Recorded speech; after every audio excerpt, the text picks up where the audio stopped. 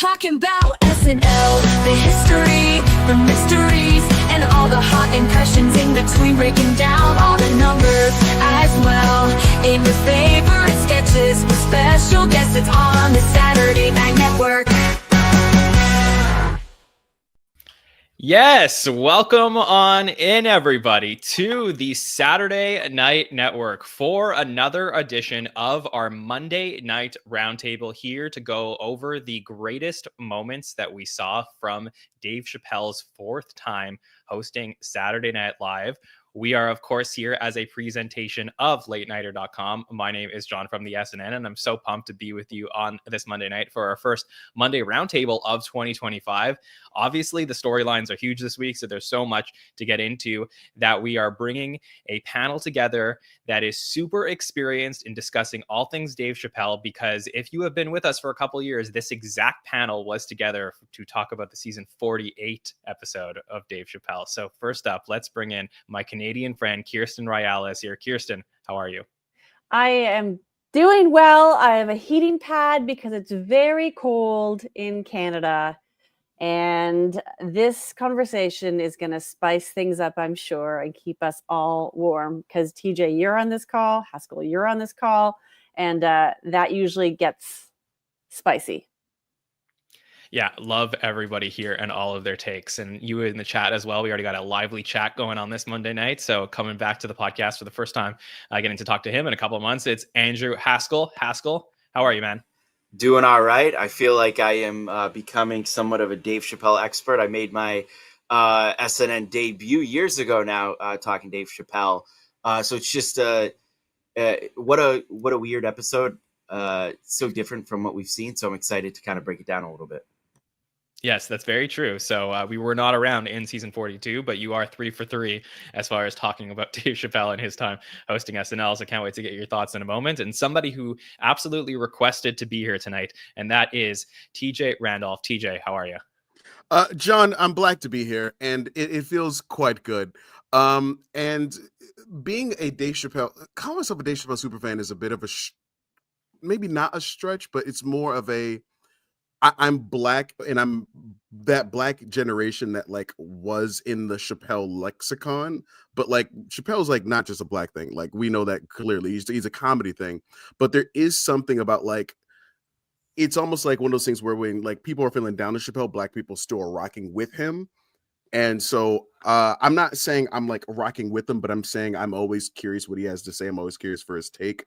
So I feel good to be here. I'm glad to discuss the show. I'm not saying I endorse every single thing Chappelle says. You know, you can't do that with like celebrities because they're people. But I'm happy to discuss this. Last time we had a Chappelle episode, I was on that as well. And I watched every Chappelle Show special, from like his HBO special, like his Comedy Central half hour, to like his SNL hosting stints, just wanting to kind of see like where was the turn that people sort of have on him. And I didn't get a chance to do that as much as I did last time. I just rewatched some of his last SNL episodes, but always really interesting SNL journey, and just an interesting person when it comes to like their journey in the pop culture lexicon. So excited to be here.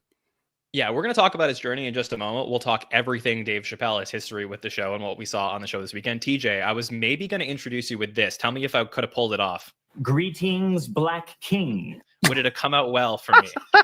I was debating it all in the pre-show, but I was literally, I couldn't fit every episode in, but that was literally the sketch that was on my television not even 5 minutes ago. And like all Heather sees is Mikey Day in a pip suit. And I was like fast forwarding, and like I hit play, and I was like, how do I explain this to my white girlfriend? Like, how do I explain this to her? So yeah, I would have allowed it. All right. Good to know. Noted for next time. So yeah, let's talk about Dave Chappelle and his history with Saturday Night Live. So we're going to take you all the way back to 2016, where, you know, the talk is this crazy election is going on between Hillary and Trump. Trump ends up getting elected in what was a big surprise for a lot of people. And America turns to Saturday Night Live to see how they're going to react to the results of this election. And Dave Chappelle is the one who's given the reins to be able to handle this moment. Somebody who SNL had been trying to get on the show for a very long time. He comes on for that episode, November 12th, 2016, with A Tribe Called Quest, and just crushes it. Just an all-time fascinating episode of the show, brings his, particular brand of comedy. He's introducing sketches, in between, in the middle of the night. The format sort of changed up a little bit, and the fascination with Dave being back and on the show is definitely there, and people are clamoring to bring him back again. Are we going to get this special moment?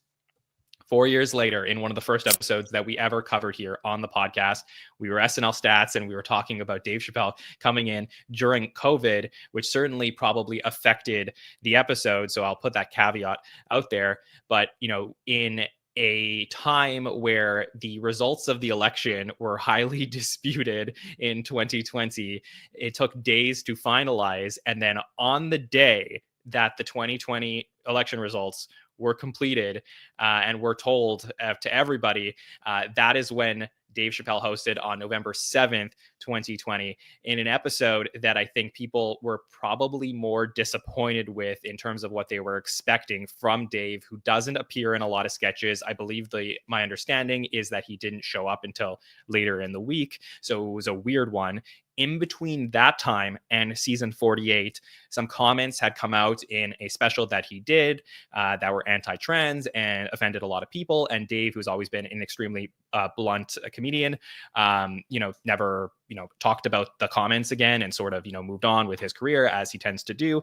And he definitely alienated part of his fan base. He does come back in season 48, and the word in the SNL community is extremely divided as to should we platform Dave Chappelle, who is a comedy hero for a lot of people. He comes back in 48, and what my opinion is probably a little bit of an underrated episode given the controversy around Dave hosting. There was some really strong stuff that we got to see from him on the show, but could not be celebrated in the way that we saw back in 2016. And then we have this episode that we saw here 2 years later, and a lot of people expected that we would get him for that episode 6 right after the election. Instead, we get Bill Burr. We do find out in this monologue that he was asked to host but preferred to do this episode instead.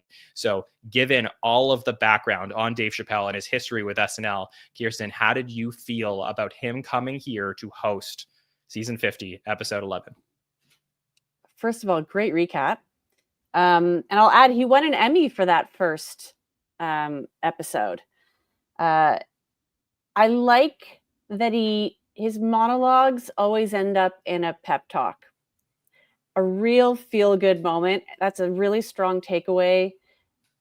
That is one of the things I love about him, is his intelligence and his empathy at times. And that he's a sketch comedy legend, and he almost gives us just enough so that we don't overdose. Because I would take a full show, Chappelle show style, and we never get quite that amount. And it's probably good, because my head would explode because I would love it so much. So I love all the work he's done. I think he gets away with quite a bit, not as many sketches, the longer monologues, but I'll accept all of that because I just want some of that.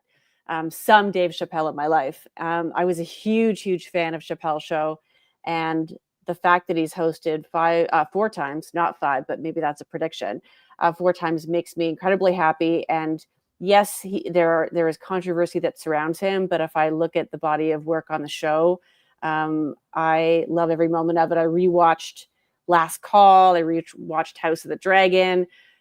Some incredible sketch work. And we saw some of it on Saturday. We saw, as we're going to talk about, some of what makes him so great. And again, the ending of his monologue brings us all together in that moment, even if it can be divisive when it starts. Yeah, I agree. And Shari in the chat, and I love doing these shows because it's a community-based show. So I love that Shari mentions that Dave actually did address some of those comments. So, before we get comments of our in our chat, it's good for me to always get that extra feedback here and added information. So the fact that he did address that is important. Whether that was accepted by people who either like him or don't is another thing. But, I just wanted to put that caveat out here to make sure that we do mention it, though we are talking about this episode here. So Haskell, as somebody who has followed the journey of Dave Chappelle throughout his time on the show, how do you feel about him coming back to host this 4th time? Yeah, like I kind of alluded to in the intro, Chappelle on SNL is something from that 2016 episode was the first episode of SNL I went to. I was at dress rehearsal for that episode, and it was truly like a one of a once in a lifetime moment to see. We had waited for so long. Like, I remember now 10 years ago, Dave Chappelle on that red carpet for SNL 40 being interviewed, and it was like I forget who was interviewing me at the time. I'm assuming somebody from the Today Show, but it was like sort of that, like, we can't believe Dave Chappelle's never hosted SNL, and he was that big of a kind of comedy legend that even though he'd never been on SNL, he was still invited to SNL 40, which I think is pretty cool. So yeah, I've now covered 3 of his 4 episodes, and I was there for another one. So I was excited to see this. Dave Chappelle's a really important comedic voice because he's, I think, one of the few voices left in any aspect of the public view where everybody stops to listen. There's plenty of left-leaning comics where the right's just going to tune them out. There's plenty of right-leaning comics where the left's going to just tune them out. And we're not, you know what I mean? So Chappelle really gives us that opportunity for everybody to stop and listen. So that was really exciting. I was also kind of happy that he didn't do the post-election this time, and kind of gave him a little bit more time to think and take the temperature. And they still gave him that sort of historic moment doing the episode before today's inauguration. So he still kind of had that. So I still think Chappelle has that thing where in these moments, he's somebody we want to hear from. If I have one complaint, it is, I do think that, and I might get a lot of blowback from this, especially from people in comedy, but I feel like sometimes Chappelle shows a lot of empathy for certain things, and he stops and he tells people to show their humanity and be empathetic towards things. But I do think he does deserve some criticism. There are people from certain backgrounds that can stand up and go, wait a second. You are telling all of us to show our humanity. You still have a little bit of that to do too. And you've made apologies, not apologies, doubling down on certain things. You still have some work to do too. So I think even for somebody who we can all stop and say, like, yeah, at the end of all these monologues, he's done a wonderful job of kind of telling everybody to stop, take the temperature, be a human being, be open-minded. I still don't blame certain people for probably not totally buying into that. One of the things that I definitely noticed getting to cover Saturday Night Live for 5 years now and talk through all different types of hosts and people who come in is that, I'm not saying stuff that people don't know, but, American politics is extremely divisive to the point where there's a lot of, if you're not with me, you're against me. Or if you believe in one particular thing that's very representative of one party, then you must believe everything from that party. And I find that in the things that Dave says on Saturday Night Live, he is so authentically him that it's hard to put Dave in a box. It's hard to say that he leans a certain way politically or that he believes in every single thing that a type of person might believe in, because I find when I listen to him, I don't know what to think of him. It's like he thinks things that are very left. He thinks things that are very right. And it's just like, he's just going to tell you like it is. And that's Dave. And you sort of, I think that's the reason why so many people fall in love with him, is because it's refreshing to have somebody just be so authentically themselves, even if you don't agree with everything that he's saying. So TJ, as somebody who extremely admires Dave, I'd love to know your thoughts about him coming back to host this 4th time. I mean, I definitely alluded to it in the beginning of the show. Like, Haskell, there was something that you just touched on, which is like, people like stop to listen. And I think that's just so incredibly true. I think Bill Burr has that impact a little bit, but I think people are still expecting a joke, whereas people like watch Chappelle and they know they're going to chuckle and also like nod their head. I think Lauren probably feels the same way that Haskell that you kind of mentioned, where I think Lauren is probably, when he's on the phone talking to Dave, he's probably like, Dave, people want to hear from you. They want to know that they feel safe. They want to know the country is going to be in a good place. Like, I wonder if that's his pitch, is that like he thinks Dave Chappelle can almost soothe and like help lift the spirit of the world just a little bit, because watching his second monologue and watching this monologue this week, there's I don't know, there is something that is, and I hate to say it because I'm there to laugh, but there is something also comforting in the way that he speaks, you know, and the older he gets, the more experience that he gets, but he's not getting, maybe I would consider traditional experience, but I think that thing he has that like so many people wish they did have is that like at the end of the day, he's like 50-year-old black dude, and there's a bunch of them. There are a dime a dozen. I think that's why you hear some of the left, some of the right, because it's you can find this nigga in a barbershop. Like this is not like some of these opinions aren't unique, but I think because he's able to have like had a lot of like broad experiences, that there's a lot more empathy he can have for the world rather than just a neighborhood. And I think it's incredible the way he spins, the way that he talks. So for me, I want to say something that actually I think probably would have been more appropriate for the hot take show, though.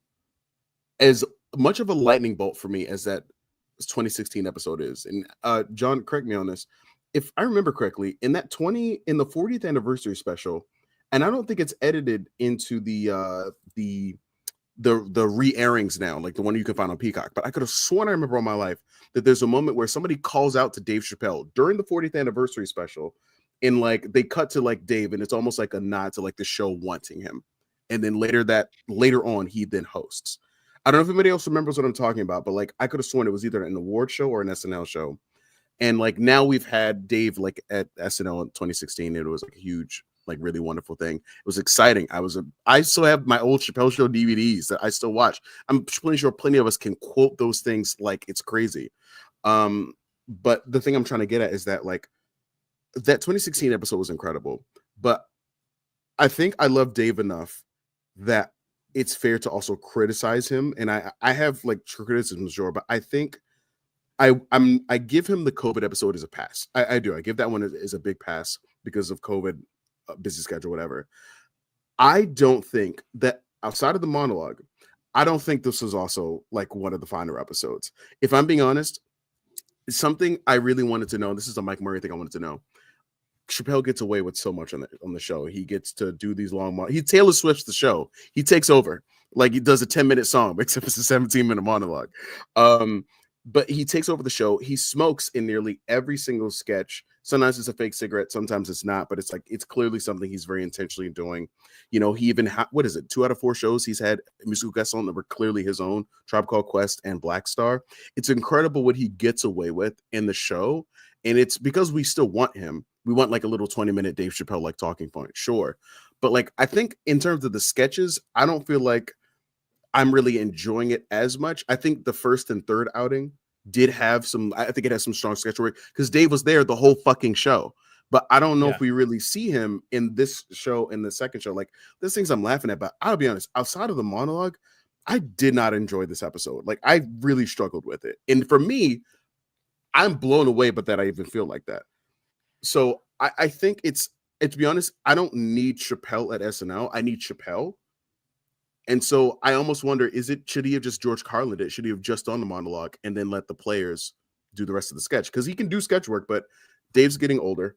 Like he clearly doesn't want to do the show as much. He said Lauren had to push him. So where's that excitement we saw in 2022 and 2016? Sorry, I know that's a lot. I didn't hate this episode. I'm not mixed, but like I have a lot of love for Dave, but this is also, I think there was some problematic stuff not problematic, just some stuff in the body of work for this episode. So I disagree. I do think he came to play for this episode more than he did last time and even 2020. I think that I said on Saturday that I felt like this was a bit of a redemption episode for Dave, and I felt like he brought it with the caveat that he did not appear in a live sketch from basically 12:15 to 1 a.m. So he really brought it for the it's half the show. For sure. But that half of the show I felt like was killer. And we'll talk about that. But I really felt like he brought it. You know, for me, just from an SNL perspective, and then we'll dive into this episode, and I'm sure there's a lot to cover here, but there's a couple things that I think were really interesting. Number one is I am also very glad that they gave Dave a spot that wasn't directly after an election. To me, it was refreshing to get him to come in.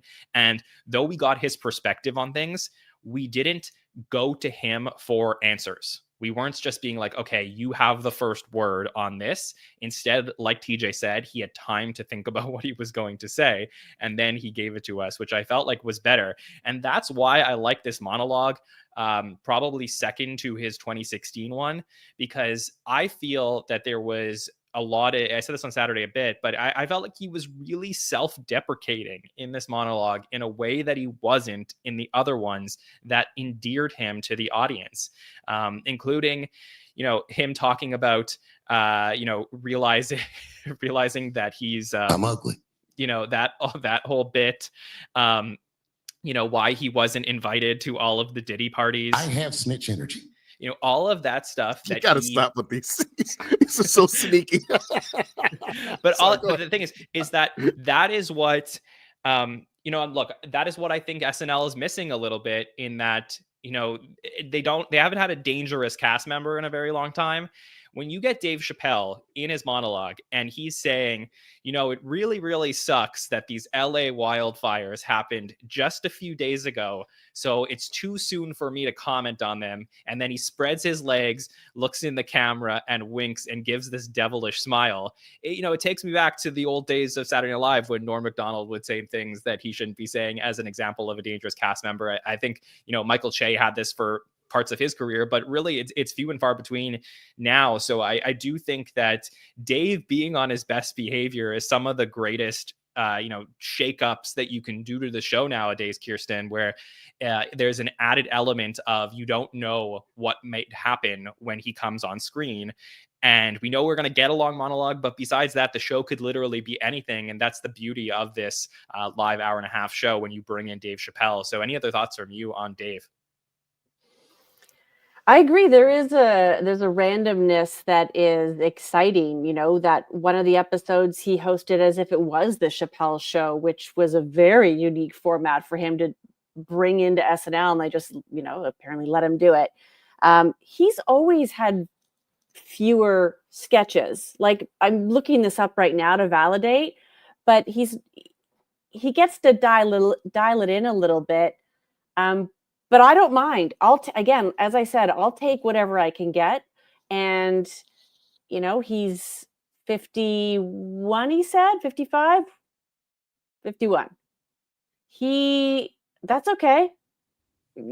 Hang out, yuck it up with your pals back there. And, we complain good-heartedly, but we complain when the cast doesn't get enough visibility, and now we can't also complain when they get more opportunity. So I don't mind that he brings his star power, but that there's also more sketch to go around for all the other great cast members. Can I comment on that real quick? I think that's where my issue with this episode was. I wish it was tailored a little bit more to them knowing Chappelle was going to be there. And I think my ultimate problem was the monologue went long. Chappelle didn't do a whole ton, but there wasn't a lot to go around. I think that was my issue. There was still a lot of people that had nothing to do in this episode because we had kind of the cold open was a cold open, then a long monologue, and then we end up with 4 sketches. I wish that they tailored it a little bit more to Dave Chappelle, maybe cut down, do a shorter cold open. The cold open, I know we'll get there, but it didn't have a lot of new stuff to say. Maybe this was a week where you look for and try to tailor some quick hitting pre-tapes. We've seen those in the past, a pre-tape that's only a couple minutes long. Maybe it's one joke. And that gets everybody around. I think the ultimate issue I have with the structure of this particular episode was the fact that Chappelle didn't have a lot to do. And ultimately the episode in itself didn't have a lot to do outside of the monologue.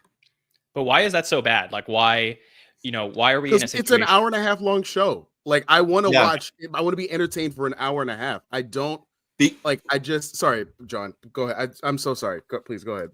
Well, I'm just going to say too, now you have 4 sketches. They better hit, man. They better hit 4 sketches. Yeah. If you have 2 good sketches in an episode, we call that like an okay episode. You have 2 good sketches out of 4. All of a sudden we're saying half the sketch work in an episode didn't work. I'd have a long way to go to call that a good episode. So I think that's where my issue is like, we didn't have post update did not feel like outside of Chappelle not being involved in the live sense, it also just didn't feel like there was, like, I think you could have went to sleep and really not miss much. That's an issue with an episode of SNL, regardless Yeah, of how you want to structure the episode. And that I agree with, because I think I gave this a 6.5, and I really feel like, first of all, we'll talk about the cold open in a second. I did not like the cold open, but from the monologue and those two sketches that followed, which we're going to get into in a little bit, I thought were really strong. And then basically Dave disappears from the episode, and I agree with you completely. It feels like, you know, if he's gonna not leave them room to play in the second half, then you got to make that stuff extremely strong. So as far as the episode is concerned, I could certainly understand that there. I don't know if we want to blame Dave for that, though, because that's sort of a production decision of, hey, and by the way, I don't know if you three did hear me talk about this, but the dress rehearsal monologue was only 8 minutes and only covered the stuff from Ohio. Everything else that he was talking about, a bunch of other stuff that didn't make the live show. Everything else was new and fresh for the live audience and went 17 minutes. So it was, one of two things happened there. Right. Well, one of two things happened there. Well, first of all, there's a 0% chance that Dave made that decision on his own. But one of two things did happen, which is either they decided that the other stuff that was going to be in the episode wasn't worth it, or given what I saw in the rundown sheet and how many sketches were, slotted in, I think it was always the plan that they were going to try and use dress rehearsal to rehearse as many sketches as possible. So they're like, Dave, just do a short monologue for dress and let's get as many of them out there, and then we'll pick the best ones. And I think they had always intended for him to double up for the live show. DJ, you want to jump in here? Yeah, because I'll be. Oh, I saw Haskell's dog behind him. I don't think there's any. I disagree with you, but you would probably know a little bit more. Like, there's no way that like Chappelle doesn't have some sort of imprint. Again, here are the things I listed. Picked the musical guest for 2 out of 4 shows. If you remember, when Kim Kardashian hosted the show, she did something in one of her like reality shows where like she's on the phone talking to somebody, says like, "Oh yeah, I think I'll have so and so like pick the musical guest," and we all laughed at her for the idea of her picking the musical guest. Chappelle's done it twice. Also, he smokes in an insulated building in New York City constantly. Is chain smoking. Like, again, these are 2 massive things to like get away with in like SNL's history. And then also for him to have a Taylor Swift-esque, like not 1, 2, but 3, but 4 times he's come and done a monologue that's pushed in at least 14 minutes each monologue that he's done. I feel like it's Lorne is the one that's bargaining. When you say like the 0% chance that he had like influence in that decision, all this feels like Dave, baby. Like it all feels like you could. Yeah, but it feels like with him. Yeah, go ahead, Kirstin. First of all, we don't know what other guests have any say over musical guests. Half of them could. We have no visibility to that. I think clearly Kim Kardashian alluded to the fact that some people that are invited on may make that a requirement as part of their contract or as part of the way that they want to be associated with the show. We just don't see it. You happen to be making the association because I think those are some of his favorite bands, but that could be happening far more than we know. And second, we're complaining about Dave Chappelle doing a fantastic monologue and that it running a bit long. I don't mind that this show has variety to it. I think of it like a variety show. Its origins had much more musical performance. So the fact that they change it up sometimes and he gets a longer monologue is absolutely fine with me. This shouldn't be a cookie cutter show because this is a show about creativity and invention. And if it's a little bit different from week to week, it's still coloring within the lines. It's still within the boundaries of what we expect. I just want to make it very clear. I'm not saying that we needed a shorter monologue. I was talking about the idea that Dave wouldn't have had any influence on what happened at the show. I think is a bit ludicrous. I just want to clarify that I don't blame Dave for the structure of the show. I blame the show for the structure of the show. I wish the people in charge changed the cold open and stuff like that. We also raise a very important question. Do you guys think Timothée Chalamet chose Timothée Chalamet to be the musical guest next week? That's worth a discussion. You know, to be honest, Yeah. I think that it is possible. I do think it's. I know it's silly, but Yeah. I do think it's a good chance. Because V as why, in man? agent, He's gonna of put on a course. Bob Dylan wig and just Right. perform.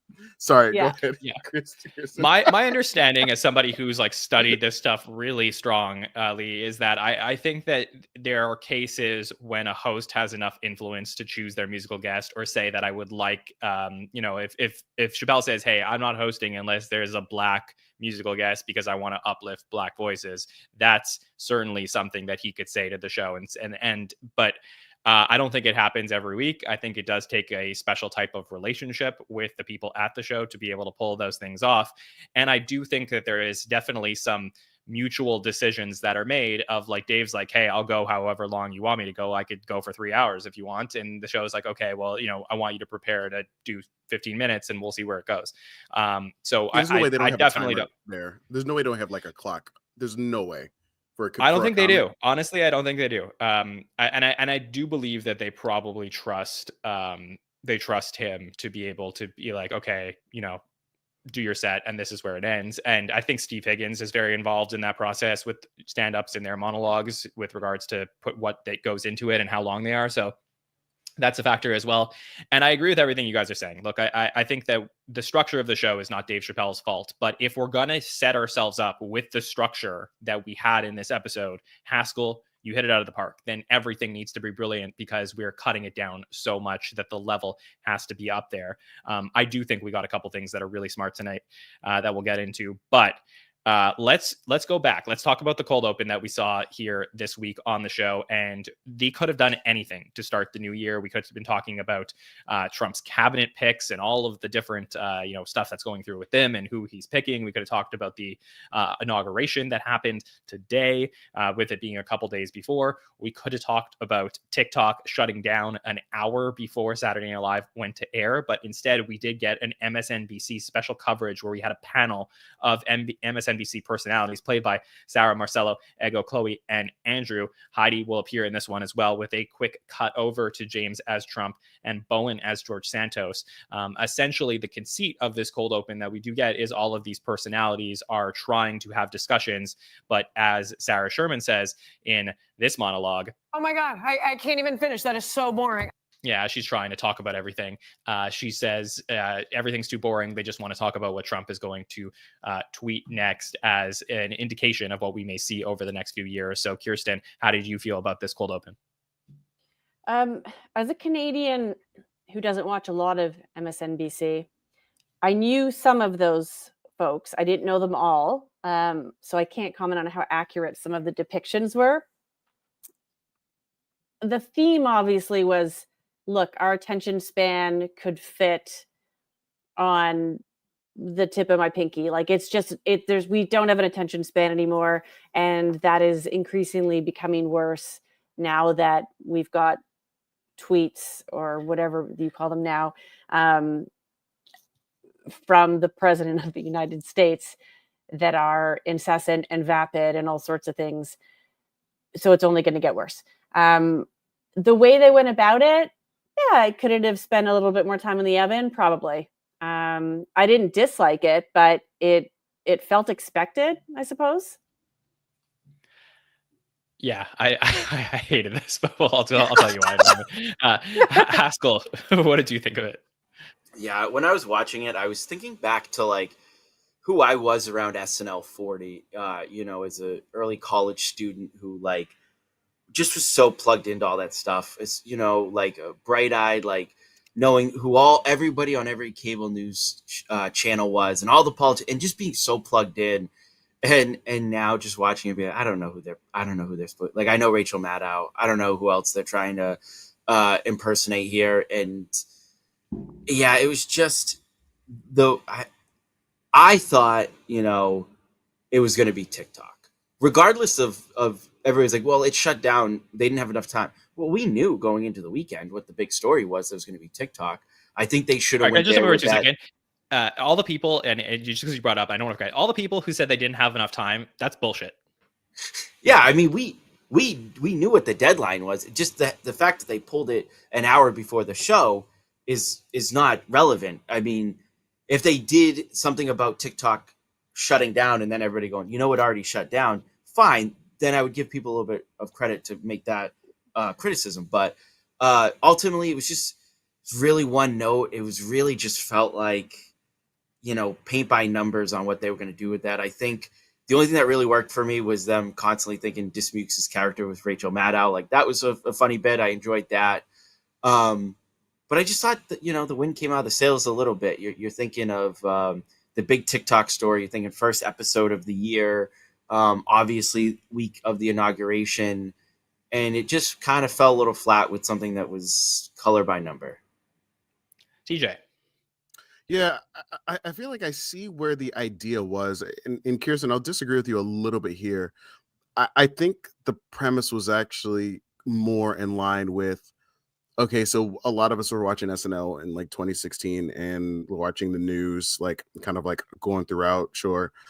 And if we all remember, I didn't get this by watching the news. I got this by watching SNL and watching some other things. But every week on SNL, there was like a commentary on like, yo, did you see what Trump did? Like blah, blah, blah, blah, blah. And it was like, talking about something ridiculous. And it got to be the point where like, him like booking something at the Four Seasons or whatever. Like it got to be whatever was the thing it was so crazy that it was happening that like that was the bit.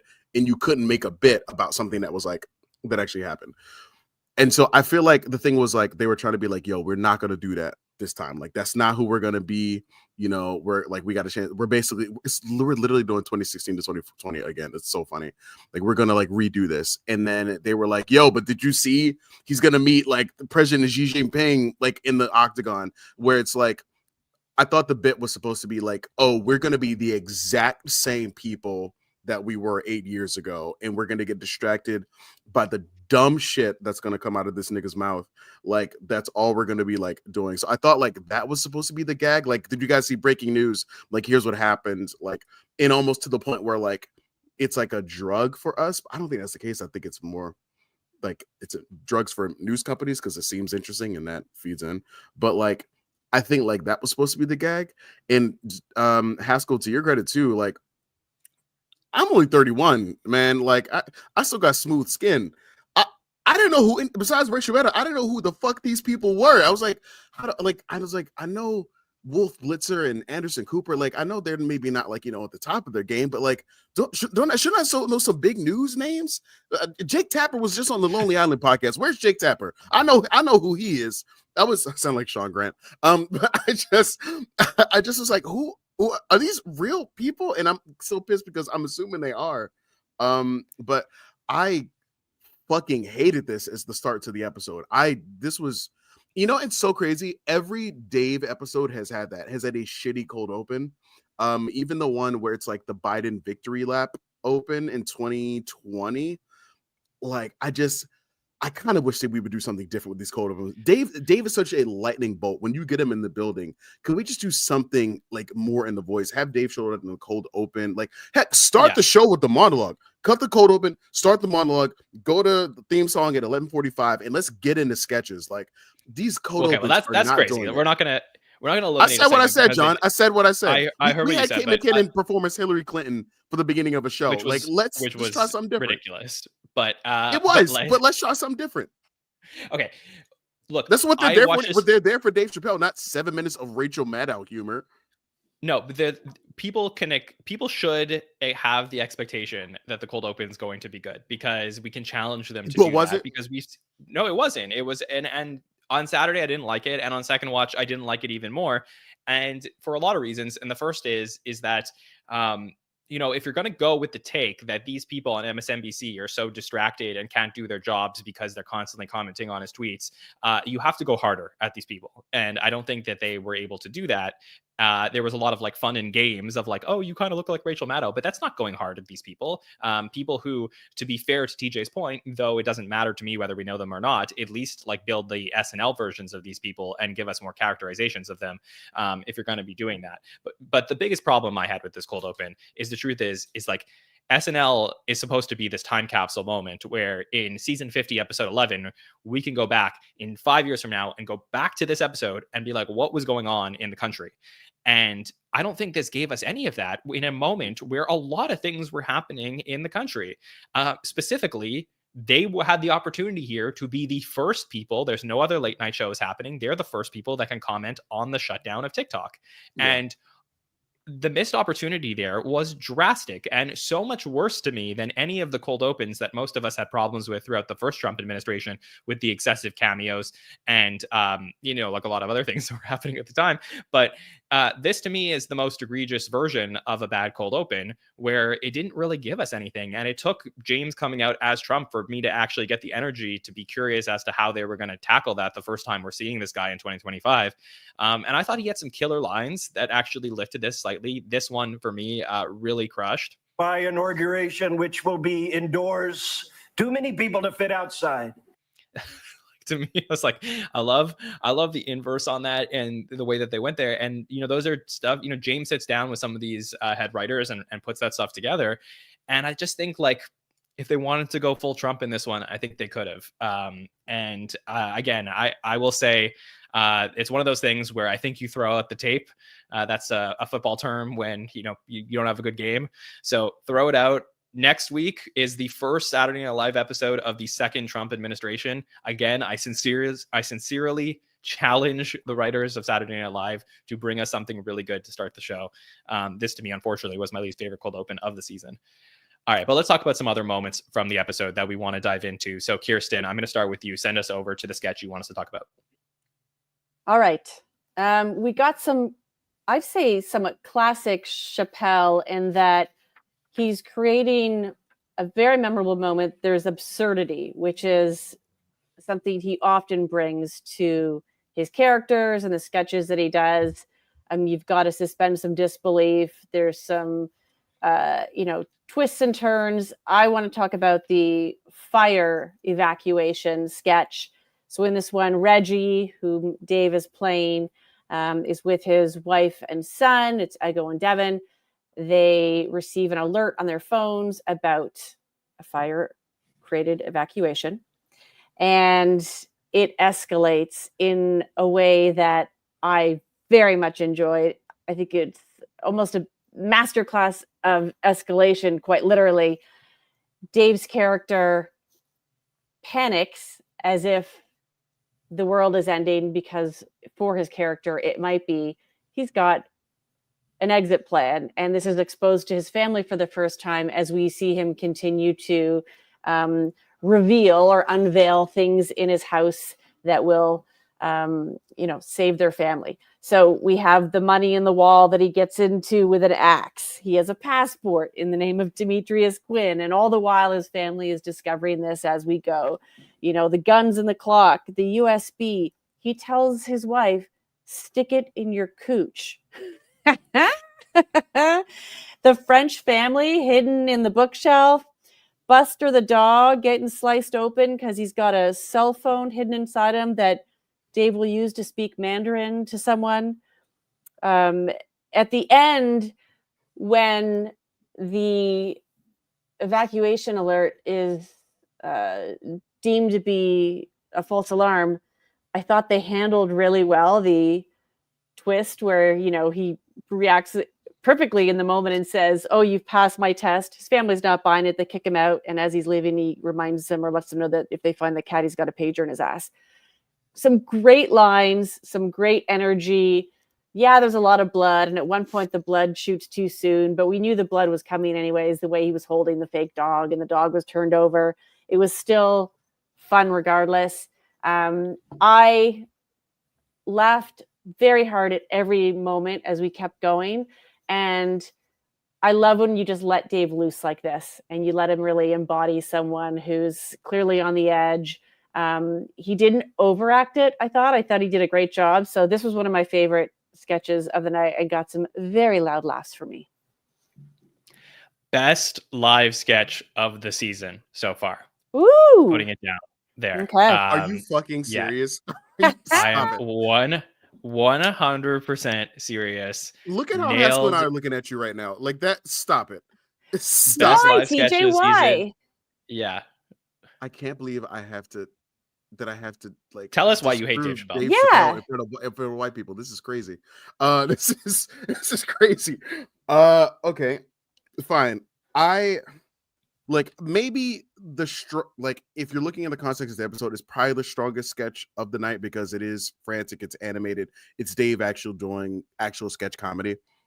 And to be honest, I really wanted to go after Haskell because I think about how Sean Grant comes on the show a lot, and I love one of the things he adds as a comic is when Sean Grant talks about a game and escalation. Whenever I hear him talk about us on the program, and so Haskell, your perspective as a comedian, I always am like curious like how you're going to add that context as well.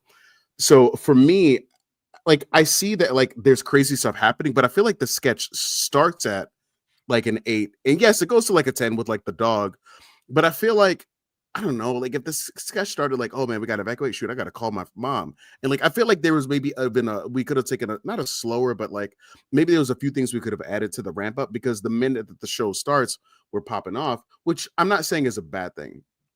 I think there's two things that played in here. One, Immigrant Dad talk show, I think just kind of like fucked up my energy a little bit. And I just was like coming down. And so then we're coming out an ad, we're coming at another sketch. So like that's thing one. Two, I don't like as a fan of Chappelle show, this is not Chappelle's strongest sketch by a long shot. Like this is definitely one of the like I the didn't say weaker that ones. for what it's worth. I didn't say this was Fair, Chappelle's but great like sketch. this I is said not this is like the best live sketch of this season.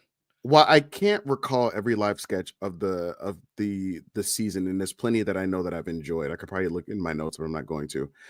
I think it is a little blasphemous. I think it is maybe one of the boldest to stab a fake dog on live television when you know America loves dogs. You see, he says this monologue himself. He says like, "Oh, I want to stop being controversial." I'll be honest. I like somebody to me. I don't really give a shit, but like I thought like, wow, that's a bold move. I don't know how people feel. I thought people were going to be really pissed off by that.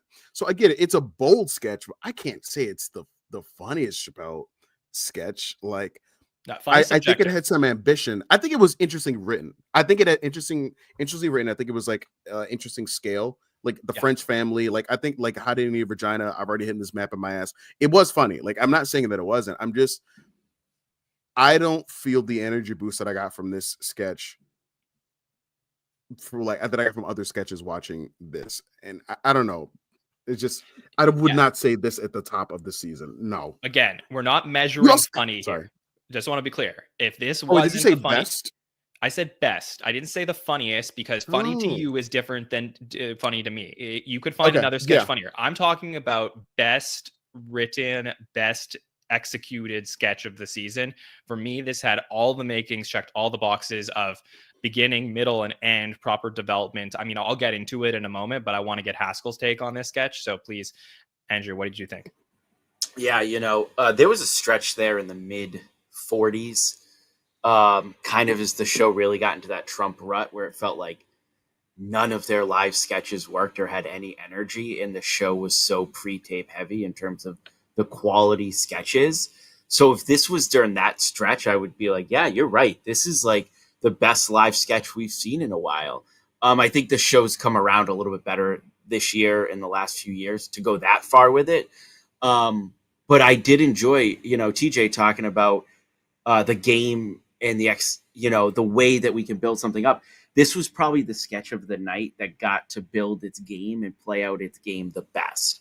There's definitely merit to what you said, TJ. If this sketch was to really be elevated, I do think you need to start at a little bit of a lower place and escalate up to that. But there is something about kind of jumping right into him smashing through the wall like right away.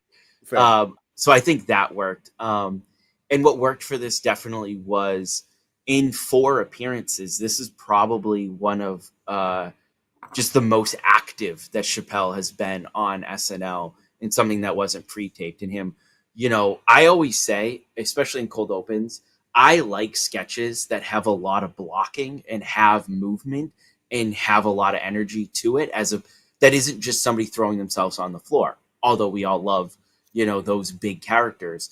This had a lot of blocking, had a lot of moving, had a lot of moving pieces that I think made it really fun. When you have cast members being hidden in certain places, you have like kids, popping up out of nowhere. That works really well for me.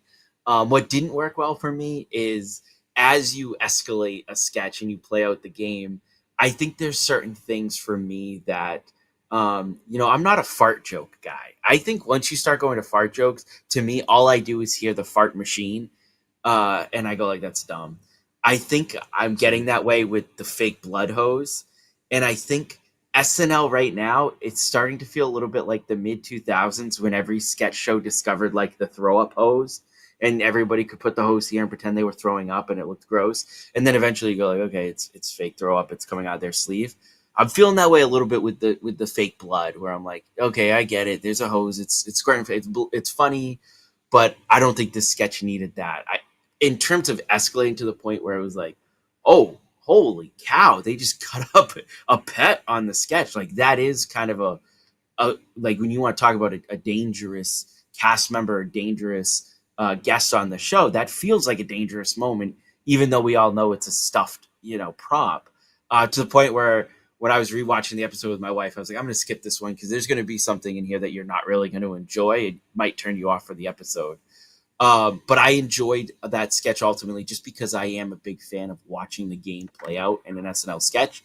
And this was probably the best chance to see that tonight. And we're going to get to a sketch later where I was really disappointed about that. So I got to give credit to this one for being able to have that opportunity. So I think you could have taken the blood out of this sketch and it would have been just as good. I think like the blood didn't make or break this sketch for me. I think that, why people can't just come off the street and produce SNL sketches is because SNL sketch writers have the really difficult challenge of building a world in 3 to 4 minutes and letting us understand the dynamic between the players of the sketch, and also telling a story that can properly develop to the point where you find it funny. And what they did here is they built the dynamic between Reggie, the father, and his wife. So we got to see that relationship form throughout this sketch, and the whole thing with Eggo. I knew I should have stayed a lesbian like I was in college.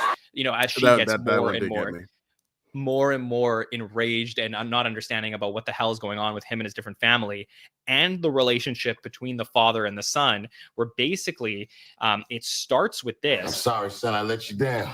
I raised you soft like a bitch. So it starts with the whole thing of him being disappointed with his son, and it escalates to the point of, kill boy, take a bite out of his heart. So the idea here is that we have this family dynamic of 3, and SNL always makes the mistake to me in modern times of adding extra people to a sketch that don't need to be here. We have just a mother, a father, and a son, and you get the triangular relationship between the 3 of them. And I can fully describe and understand how this family is because it started at the level that it did and then kept building on top of it. I think if it starts slower, we run into some pacing issues here. Whereas now we're already building it to a high level that the stakes are so high that when things do calm down at the end, we realize, oh shit, we didn't need to get to this point. And I think that beautiful circle wraps this in a bow in the way that the sketch otherwise wouldn't. So all of the moments here that Kirstin, you described, the whole, Dave saying to his wife, take it, stick it in your cooch. Like all of that stuff. These are all really funny moments. But for me, just in the pure writing of the sketch, I thought everything was so brilliant. And to Haskell's point, the movement, we saw it with Melissa McCarthy in the last episode, bringing back some physical comedy to the show, which I think has been sorely lacking the last few years. To me, is something that was really refreshing, despite the blood, aspect of it may have not been. And I want to shout out the writers here. We got Michael Che, Carl Tart, new writer, and Brian Tucker. And I feel a lot of, Carl Tart and Eggo, their dynamic from Comedy Bang Bang, him coming on to Saturday Night Live and him finally getting an opportunity to flourish here. I think that has a huge influence on the sketch. So for me, overall, I absolutely love this. Kirstin, after hearing TJ and Haskell and my thoughts on it, I'm going to give you the last word on this one. I'm a dog lover, but I think the dog was needed because it's what took us to an 11. We starting so high, which I think I agree with where it needed to start, that the dog piece did 2 things. One, it took us to an escalation point that didn't feel like just another thing. And it also gave us the feeling of Eggo's wife, right? Where we were just as shocked at where he took this and what was happening. And all of a sudden we had just a moment in her shoes of what the heck is going on in this situation with my family. So it brought us into the scene and into that dynamic and that relationship. So I stand by it. I agree with you, Jon. I think this was brilliant. And I love the detail you provided around the writing. That stating it the way you did makes me love it even more. It was a hoot, and I'm sorry, Buster, but you had a cell phone in you, and they needed it to get it. TJ, give it another chance. That's all. I just want to say my retaliation was more in response to like your what's the word I'm looking for here? Your superlative, not like how I feel like I was reacting to that rather than my actual feeling about the sketch. Like I did chuckle. It's weird. I even made sure I challenge to you to find me a better live sketch this season, and it could be after the podcast. But find me. I know. But hold on. The thing I want to say is like I challenged myself to watch this episode to like be immersed. The reason I asked to be on the roundtable was like I had some other stuff going on, and I was like, cool. This means I can focus on the episode. And I thought watching this episode without having to take notes, I make sure my first viewing. I usually take notes in my first viewings, but this one I want to just be immersed. And I'm so dumb and just can go with the energy on something. And I thought this was like wacky and like crazy. It just didn't. I think it was fine when I was watching it. I'm like in terms of its lingering, I don't think it lasted. So I don't think it was bad. I just for some reason I feel not as great about it as the farther I am from it. All right, Haskell, where are you going to take us next? Yeah, I'm going to take us to the police station where we have Devin Walker talking about his missing girlfriend and giving a description to Bowen Yang and Mikey Day. And then we have the janitor, Keenan, kind of coming in, hearing some of the descriptions he's going to give and starting to give him a little bit of feedback on what to say so he does not get in trouble with his missing girlfriend. And for this, some of the stuff that worked for me is, again, I talk about there being some sort of dynamic and there being blocking to this. And I enjoyed that we got some really classic Keenan reacts, but we didn't just zoom in on him or cut to him. They were natural to sort of his placement in the sketch. And he had to kind of give those reactions around Bowen and Mikey Day, who were playing it really straight. I thought that worked really well. And I thought the interplay between Devin and Keenan was really good. Like there started to be a little bit of teamwork there. They were sort of bouncing off each other and almost like a team playing charades. They were getting excited about that.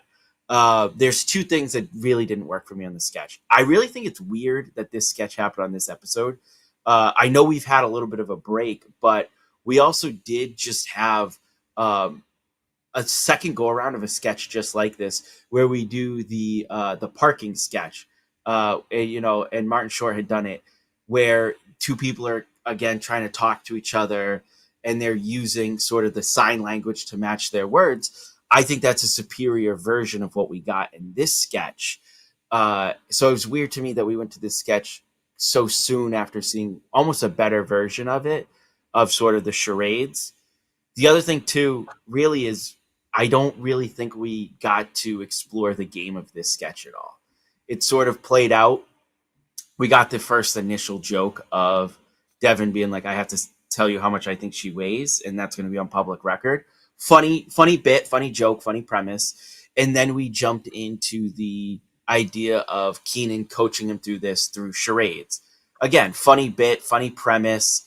We did get some funny, I thought, A Beautiful Soul was a good one. And, the reaction of Keenan, again, like a good charades team, was good. But we never really elevated past there. I thought for sure at the end, somebody was going to come in playing his girlfriend and react to some of the stuff that she saw. I thought, it was going to become obvious that Devin had something to do with her. This sketch had to go somewhere. We didn't really explore the game. We just saw him playing charades with Keenan, giving the information. They leave. We get this the button joke at the end of it of Keenan being like, I was in the same boat. Yeah, they never found my girlfriend. Like, that we needed escalation in that one. And like the previous sketch we just talked about, the evacuation sketch, just elevated and elevated and elevated. This one never did. We never played the game. We took the one bit, threw a couple jokes in there, played a little game of charades, and we moved on. So although I enjoyed some of the jokes in the sketch, and I really enjoyed Keenan, I thought it was one of my favorite Keenan sketches or live sketches of the season so far. That sketch left a lot on the table. Yeah, I was trying to figure out what I didn't like about it, and watching it on a second time and hearing you talk about it, it did make me realize that I feel like this sketch was incomplete. The whole, them playing the game to only end up with Bowen turning around and showing the drawing of, his missing girlfriend, felt like a cop-out, pun intended, that I think that we were actually Oh my missing God. the girlfriend coming into the sketch at one point and being the one to either hear what he was saying or misinterpret what he was like. It needed something of like, even though he called her a queen at the end and said everything complimentary, she still misinterpreted what he said and still took offense to the way that he described her. And I think if that had happened in the sketch, I think we're talking about something that really feels like full circle here, but it didn't hit on that level for me. So TJ, what did you think of it?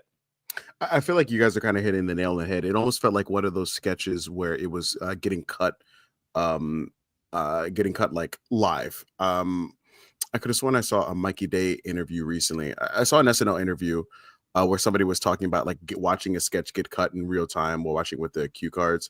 Maybe it was on the Seth Meyers Lonely Island podcast. They might have been talking about that recently. But it felt like it was getting cut in real time. And like two things stuck out for me. Like one, as much as I love Keenan, and yeah, use Keenan, he's going to be great in this. I feel like I was with the energy of this at the start. I'll be honest. I think you could have also swapped Dave in. I feel like one of the two of them could have done this. And I know Keenan works, but like this, Dave could have done this easily. Why didn't he? Like, you have a host and he's there. It felt like a really weird thing. There didn't feel like there was anything here that was Keenan specific. Like, I think it was a level that both Dave and Keenan could hit. I just wonder if Dave just didn't want to do it. Because also it felt like Devin Walker, whenever Dave's in the building, like all Black cast members are just going to work a lot more that week. So it just felt like if you're not going to use then why was Devin even here? It felt like just off. And I will also say this. I like the idea of a sketch where a man is being asked details about his girl and he doesn't want his girl to find out what those details were at a later point and accidentally get in trouble. You think I wait, what?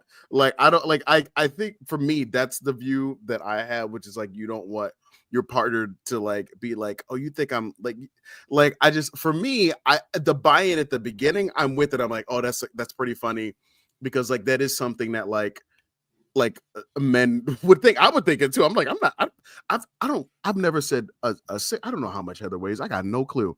And that's how even if I saw the scale, I would still say that to this day. I will never know how much my girl weighs. Yeah, exactly, John. Sure. Wink at the camera. It's a trap. Exactly. Exactly. I will become dyslexic at looking at a scale if I ever, I don't know. Huh?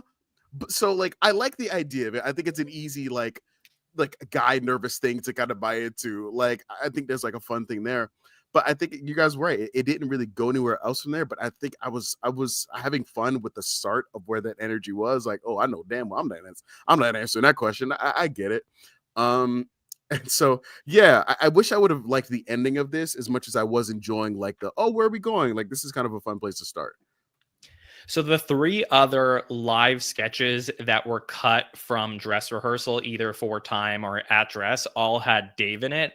And I do wonder if the producers purposefully had a sketch in this episode that didn't have Dave in it in case they, for whatever reason, they wanted that period of time where Dave didn't have to be in the show. And it was almost like they're out of like, okay, well, if Dave's done for the night, we're going to throw this sketch in right now. So it's just, that's one of those producer questions that we may never have the answer to, but I do have to feel like it was tactful. Kirstin, as the woman on this panel, curious your perspective on this sketch. Resident TJ, woman, Kirstin. Oh my gosh. It's so funny, TJ. I hadn't even thought, because I'm here convinced that this is Keenan at his best. I adored his performance. And you got me thinking, like, could Dave handle it in the same way? It'd be a little different, but still great. Yes. It's very interesting to ponder. But you I'll said talk yourself, about. he's a great sketch performer. I know. He would have been great and so funny. And I'll talk about Keenan though, because he did it. So again, we, as you said, Haskell, we get like the reacts, but this was just, full Keenan. Mikey and Bone played it so straight that allowed us to focus on Keenan that much more. the coughing, talking, the thumbs up, the sizing, the fists, the nods, the mic drop. Like it was his full grab bag of reactions and charades, as you say. So that was really funny. Hello, this is the police. Like so much of it was great. I agree that the drawing to me almost looked too normal. Like I would rather have seen that the sketch that Bowen drew reflected a more absurd character. And that would have happened by way of being more nervous about things you don't want to relay about your girlfriend. If the bit is based on your nervousness around, men not wanting to talk truthfully about their girlfriend by way of her statistics and how she looks and her appearance. Is her hair blonde? Well, not really, but she has roots. There's a lot of stuff you could pick at there that they didn't talk about. Her, in addition to her weight. If you're going to lean into that, then lean into it. And all of a sudden you've drawn a real cartoon character that doesn't even make sense. So yes, that absolutely could have been an avenue that they went down. But I loved Keenan so much in this. But now you've got me thinking, I want to recast it with Dave and see his take on it. So I guess what I'm saying is I loved it for Keenan in all those moments. I agree they could absolutely have leaned in more to Devin's character outside of the charades and kind of like where we were taking that. And I think it would have solved for some of the things like the sketchbook drawing and potentially the ending. And whether, I think in the comments, people have said, what if that person came in? What if it was Sarah and she looked like this absurd cartoon character with her kind of fun body humor, like sensibility? So I don't know, suggestions for the writers next time. TJ, let's go over to the sketch that you want us to cover. So go ahead and I'm just gonna say this first and foremost. Like the monologue was probably the thing that like got my attention the most. I think it was just incredible, impactful. But since we had to pick a sketch to talk about tonight. Oh, also just shout out to GloRilla. I think she did a great job. I feel like hip hop is hard to do on the show, and shout out to her for not relying 100% on her backing track. Coming at you, Megan Thee Stallion. I love Megan Thee Stallion so much, but I don't think she's had the strongest SNL performances. But I think GloRilla. I think she had save it for fun. the rapid fire. Anyway, I said what I said. Yeah, but shout out to her. But like. Let's talk about Pop the Balloon. Pop the Balloon is a blight on the internet society, but then again, so is much of the internet. Pop the Balloon is for those who aren't aware, it's basically a dating show. People come on, they start talking about themselves. If you don't like them, pop that balloon, baby, because basically nothing sells you ugly like the sound of an explosion. Like just really dropping it hard that I don't even like you like that. Like just really just adding to that like great hit of self-esteem. Just truly incredible. And I Pop the Balloon is the kind of thing where like I'll see like a clip and every now and then I'm like, should I watch like a full video? And then there's this people talk about internet brain rot a lot, and I feel like Pop the Balloon is like, I don't want to say it's black brain rot, but like there's a large percentage of the black community that does take it in.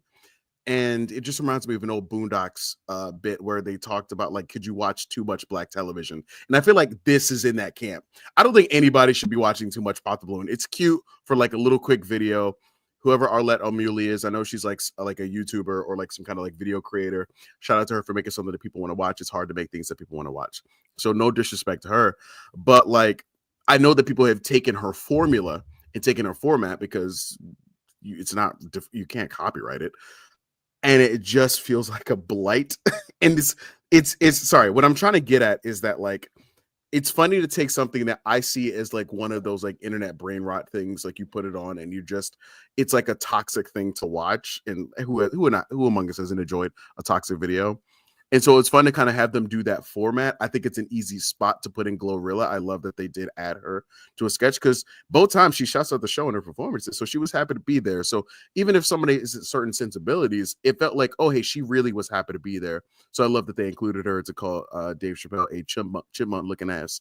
But the thing that was obviously like the big, like, wonderful thing about this is just getting a Chappelle show character, seeing that Chappelle is still willing to give us just a little bit of something. You know, thinking about House of Dragon last time he hosted, where he had Silky, Tyrone Biggums, and Rick James. He brought Rick James out, like, you know, and so I'm sad because I know that in our rundown there was supposed to be a Tyrone Biggums sketch, but getting Silky Johnson and then realizing I need to explain to my white Boston-based girlfriend who Silky Johnson is. Do you know how hard that is to do in 2025 to describe Silky Johnson? Even when you show her the original sketch, it doesn't make a goddamn lick of sense.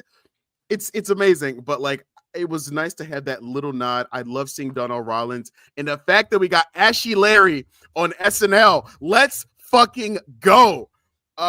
So for me, this was just like a little bit of a joy. I think also, I do think like it was the only pre-tape of that. I think this for me would have probably been my not strongest, but my favorite of the night.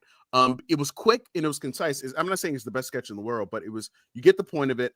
The game is explained easily. There's an escalation. There's a little bit of Chappelle in there. And I think there's some fun and some wackiness and silliness. I also like the little maneuver that the YouTube sketch is being like clicked along. I think that was such a nice, teeny little touch. And I think we've seen it a couple times this season, like in the TikTok sketch, or there was another YouTube sketch where we're seeing that the sketch is being presented as someone watching a video. And considering how much we ourselves consume, to add that just little extra layer onto the sketch, that like you're not watching the show, you're watching somebody watching the show, skipping through it to get to the pieces. So I think this has some fun, and I did enjoy this sketch. Kirstin, what do you think of it? It was definitely fun. I did not know what this show was, but quite quickly I got the gist of it. I can't believe that's all you need to know. Yep. I mean, it's ridiculous. How fun was Ashley, though? Her giggle, her kind of. Do you have that, John? Do you have Ashley Padilla's giggle? I did not grab that one. Sorry. Wow. Unprepared. It was incredible. We didn't see her much, but we got quality laugh track from her. I agree. I love seeing Silky Johnson. I love seeing Ashley Larry. I love that they came on that. I mean, that show really, it's gross. You are just essentially saying, hi, you think that at a very superficial level, you might be interested in each other, and it's that easy. Off you go. That's the world of Silky Johnson, Kirstin, right? It is. There are so many videos. Like it is a massive trend. I don't know if Haskell or John have seen these. This is a massive thing. I don't say massive popular, but massive in terms of like production. It's such a hood produced, and like I don't know if it's in LA a lot, but like trust me, these videos are around. So it tracks that Silky Johnson might show up. Like that's for sure. crowd. Yeah. That's what actually makes it really funny, is that this seems very innovative, that like, oh, we're just gonna put men and women or partners together, and Silky Johnson's like, that's my game. So he shows up and he insults some people, which is hilarious. What did he say here? I take helicopters, bitch.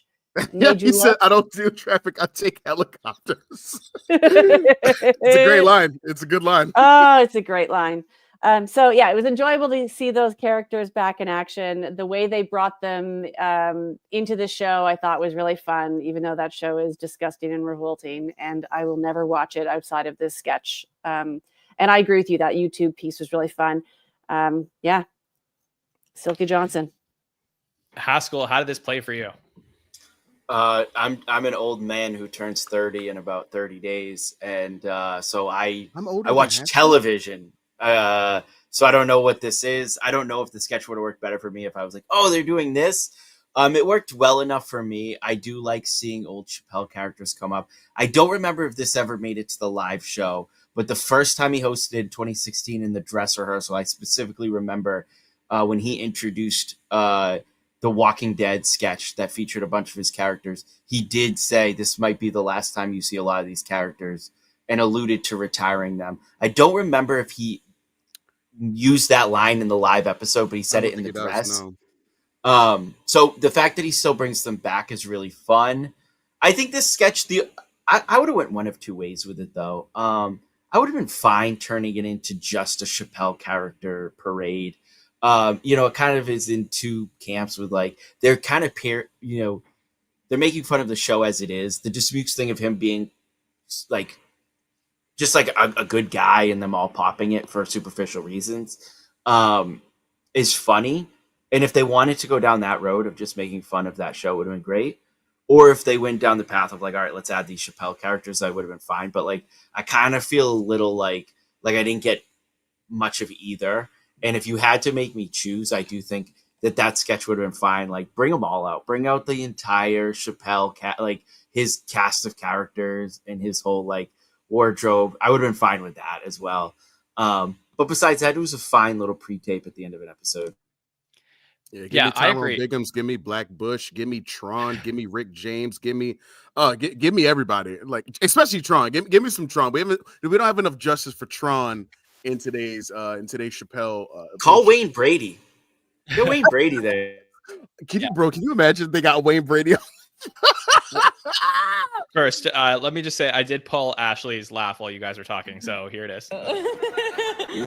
So there you go. But the besides that, I think, I noticed something when in the late 2000s, when SNL was parodying a lot of like MTV dating shows as those proliferated, it was kind of hard to do parodies of them because the dating shows themselves were funnier than the sketches making fun of them, because like going to see Andrew Haskell walk up and them all pop the balloons. Like, if you want to watch the actual pop the balloon, that's probably happened a million times to some basic person who walks up there. So it's hard to mine comedy from an already ridiculous show or situation that's entertaining. So I didn't really get anything up until the point that Chappelle's characters started coming out. So I'll echo what the panel said here, which is I think that this was a really fun premise to bring in the characters like you did with Game of Thrones a couple years ago, or House of the Dragon. So for me, I just, again,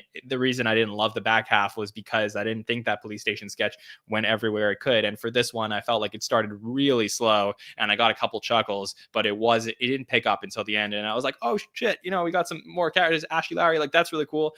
So that was the fun in it. And again, I almost wish they did that more. So overall, this was okay for me. Since we're running a little bit long, I want to move over to rapid fire. I had a sketch that I want to talk about, so I'll bring that up here in the rapid fire, where I'll just start and say that the Immigrant Dad talk show, TJ said before that he didn't really love it, but I really liked this one. I thought this was a really great sketch for Marcelo. This, so far in Marcelo's career, he's had some big moments, but for me, this is the one sketch of his that I feel like really resonates with me in terms of like how I envision his legacy as an SNL cast member. And I just think he brings it when he has this sketch on the show. There's some great lines. I feel like the dynamic between him and Chappelle, who was super laid back in this sketch, and you get Marcelo, who's like super out there and energetic, for me, really, really worked. So, again, some really good line. This line from Marcelo crushed. We need to show respect because my balls used to be his house. So they're going back and forth. But I love this one. I said on Saturday, I think that this is a sketch that could play in any era. And I do think that this is the type of sketch that's just so grounded in two people sitting outside their home, having a talk show as immigrant dads who are inviting their neighbors and making fun of them. And I love that they brought it back. The only thing I would like to just see is, I don't know that they need to continue to go to the well of like the same white family has to come in every single time like they did the last time, but I would be happy to see this one again. So Kirstin, I'm going to send it over to you for a quick thought on that, and then give us your rapid fire list of anything else you want to talk about. You bet. I agree with you. This seems like a good go-to if they change up the visiting family and it's not always that easy to make fun of white family.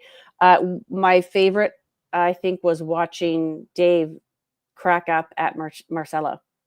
That was incredible. That has to be a high for him that he was cracking Dave up, because I'm pretty sure he was, right? Like, I know he was in character laughing, but I'm pretty sure he was delighted with the depiction also. You're looking for some stray observations at this point? Yeah, let's do that. And we can also get Haskell and TJ's thoughts when we go around. You bet. Is anyone else getting vibes that Longfellow could one day host Weekend Update? No. Definitely. Yeah. Really? I think TJ's take is probably a little hotter because I feel like this is one that from the moment people saw him, they started, putting him in the Norm or Nealon box. And certainly I think he has all the makings of an update host. I joined that club after this episode. I think he did a great job on Weekend Update, and him swiping IRL was hilarious. The only other observation I have, which is a real hot take and completely immature, is Dave's crotch entered the room way before he did. That was incredibly distracting. You know what I hate? I hate that I noticed that. And I was like, I'm probably crazy to notice. I think a that lot too. of people noticed it. I noticed it too. My God. Yeah, I noticed it too. I hate that. I did see people talking. I know you guys are not on X anymore, but I did see that come up a few times on the timeline of people being like, "Well, that first half of the episode was brought to you in part by Dave's dick." So yeah, a lot of leave that man going alone. on. That's a nice soft suit that he has on. Let it, if he has, hey, when you're packing, hey man, just leave that man alone. No, you know I what? think that's what we all realized is just how packed he is. yeah, really, so much for the whole. Yeah, seriously. That's why he should have been invited to those parties. Anyways, I don't have many observations beyond that because I stopped there. Yes. All right. Well, Haskell, let me get your quick thoughts on that Immigrant Dad talk show and anything else from the episode you want to touch on. Speaking of packing, let's send it over to Haskell. What? Guys, stop, John. Jeez, come on, man. It's a family show. Come on, my wife's upstairs. What are you doing? No, I visited 6. Sorry. Go ahead. I didn't realize it until we started talking about it. I really liked a lot of the blocking of the show today. I thought it was really, on Saturday.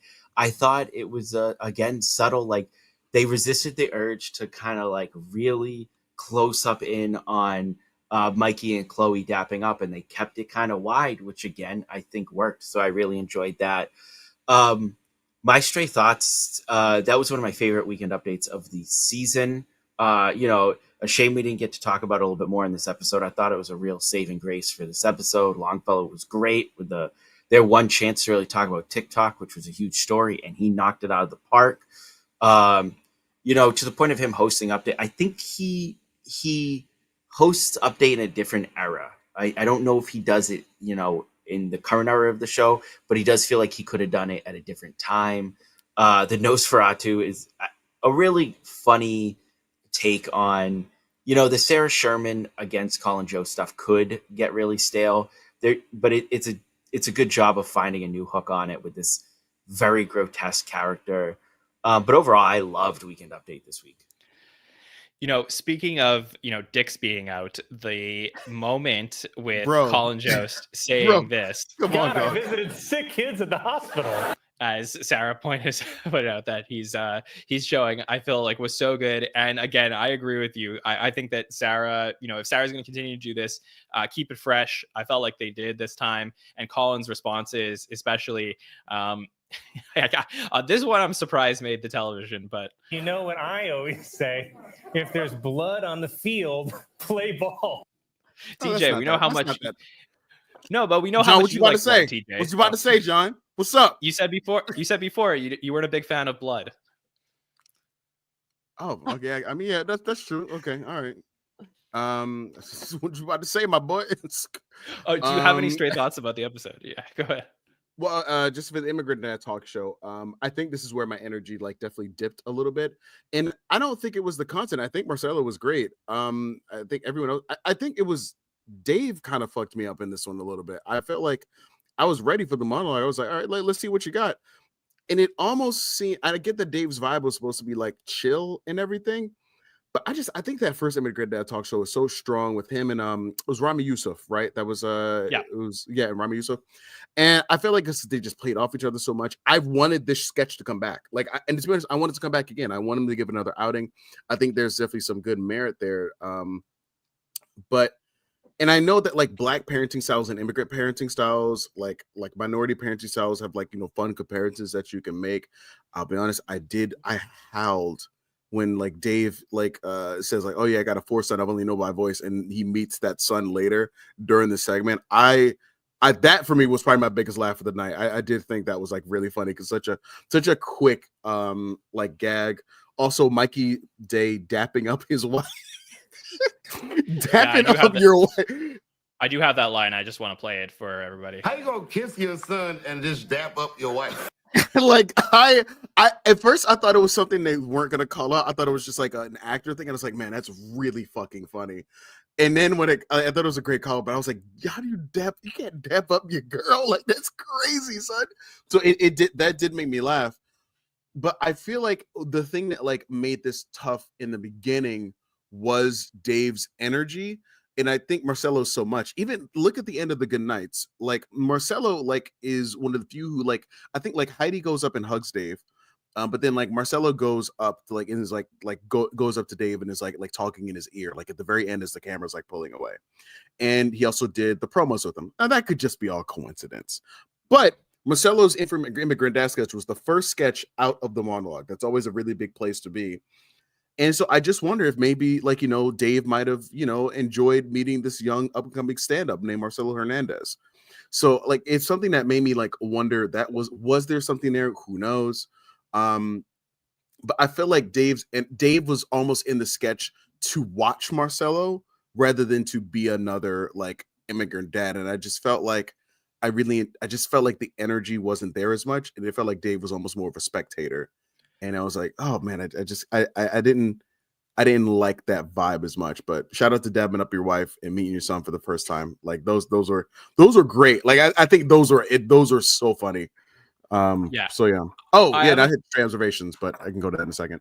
Yeah, I'll come back to you in a second. I do feel like the you know, Dave probably encourages putting this up front because it's just so in his style of sitting on a chair and smoking a cigarette. And the whole idea that he's at the end of this sketch, he's gonna say to his son, like, nice to meet you, as he comes in right at the end. And then we're gonna go into the next sketch where Devin and Dave also play a father and son. I thought it was like a really nice touch and a good throwback to some really old seasons of SNL where they had, you know, 6, 7, 8, 9, 10 cast members, and you would see, you know, multiple similar roles in sketches throughout the night. So that was a nice touch. DJ, any other thoughts from this episode? Yeah, a few. Even in Dave's photo cards, even in his sketches, because I think in Immigrant Dad Talk Show, I think it's fake. Dave is smoking nearly in every segment that he's in. I don't think Silky Johnston is smoking in the pre-tape. I think pretty much every other segment that he's in, he's smoking. And watching his episodes, this is like a through line. To be honest, it's a through line as far back as Chappelle show. Like, you know, when he says, I remember there's a line, he says, like, you know, I'm smoking indoors because I didn't vote for Bloomberg. And that nigga has been standing on business for 20 years about that. Now, granted, myself personally, I fucking hate cigarettes. I think they're detestable. And so it's probably one of my bigger controversial things I have about Dave. And it is kind of insane to me that he does it indoors when he's not supposed to around other people, and it can just really be a divider between people. But he stands on business and he does it. And so, do you know what's so funny? I almost thought about texting Mike Murray and asking him if for the By the Number show, like, bro, can you bring up the smoking stats for Dave for his 4 episodes? Because I think I'm supposed to be on By the Numbers next week, I think. So like he was smoking in nearly every segment, and I think only in the Immigrant Dad Talk Show it was fake. But I'm like, man, like he even says like Lauren doesn't let me do this, and I think it's one of the reasons in the Good Nights you don't see a ton of people go over to him. Like I know some of the cast smokes, but it's like, come on, man. Like that's a pretty hot take though. If the reason that people are not going over to Chappelle is because he was smoking. Dude, cigarettes smell fucking disgusting. Like, of course, somebody would that's walk not over what to I'm you. debating with you. I'm just saying there's a lot of talk about who goes over to say hi to Chappelle at the Good Nights, and if the whole reason that people don't say hi to him is because of the smoking, that would be very funny when all is said and done.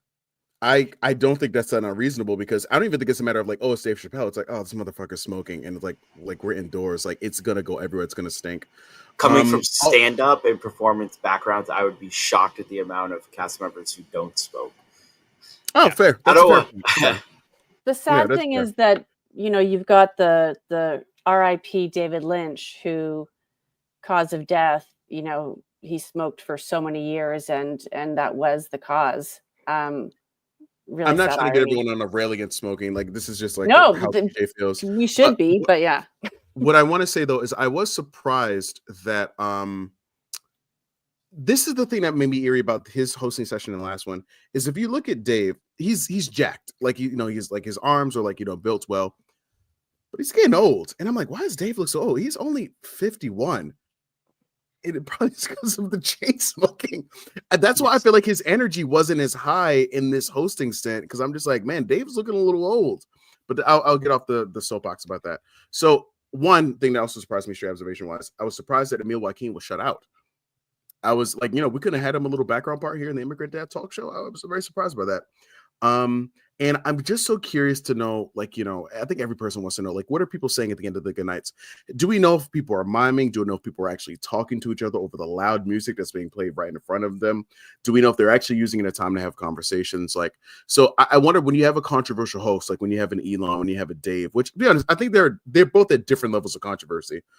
The cast members who go up and talk to them, I think about how the good nights, Donnell was kind of just hanging around. Dave at some point is just kind of hanging around during the good nights. And it's always a little awkward to watch because you're just who's going to engage? And is it because people are actually engaging, or is it just, performative, wave at the screen while the credits roll by and I'm, smiling, but I'm also mouthing fuck you while I think Ron Burgundy has that in Anchorman where he's cursing out Veronica Corningstone.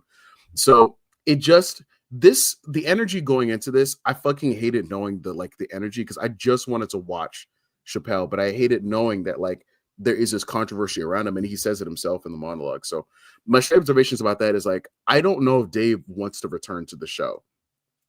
Okay, Because, well let's tee that, off there. That's my straight observation. I don't know if he wants to go come back again after this. That's where I want to go next. We're going to do that, and we're going to do MVP, and then we'll talk about Chalamet. So I want to ask all three of you to make a prediction right now here, January 20th, 2024. Will Dave Chappelle join the 5 Timers Club? He is now sitting at 4. It is a big deal in the SNL world to host that 5th time, as we just saw in the last episode with Marty. Does Dave get his jacket one day, Kirstin? Oh, I'm so torn, and you came to me first. My initial reaction was yes. But then I'm thinking through his distaste of conventional things and, subscribing to here's what everyone's doing. I'm going to do that. He often zigs when people zag. So I'd like him to. I don't think it would happen immediately. If you are making me choose, I'll say yes. But not Haskell, yet. what do you think? In a while. He will host a 5th time, and he will not do a 5-timers segment. TJ? I agree with Haskell. I don't think he gives a shit about the 5-timers thing, or he could zig when we think he's gonna zag. He walks into the 5-timers lounge. He's smoking. Alec tells him nobody gives a shit that you're smoking in here, Dave. Welcome, you're the first. I know The Rock is technically the first black 5-timer, but it's welcome, Dave. You're the actual first black. First 5-timer. Dave, I could see this is the dream, but the thing that wouldn't happen, the dream would be Dave wants to do it because he's why don't we have no black people up in here? I don't think that's what's going to happen. I think that's the one way you pitch it to him and you see what he wants to do. But I can't see him giving a shit about the 5-timers Club. Yeah, I totally feel the same way. I think he's gonna host a 5th time because I think the ratings are too strong for them that they're gonna ask him to do it at some point. I see Urban in the chat says on November 7th, 2028. I think there's a chance that does happen. If we ever saw Dave Chappelle physically with a 5-timers jacket on, I would be floored because I just think it is a smoking jacket. I know it would look great, but I just think he probably would think that it's beneath him, except for the fact that there is an extreme lack of diversity in the 5-timers Club, and that perhaps he could be something to change that. But I think he'd have to be talked into it a little bit. So it is an interesting storyline as we start to get into the 4-timers and who may or may not come back for a 5th time one day.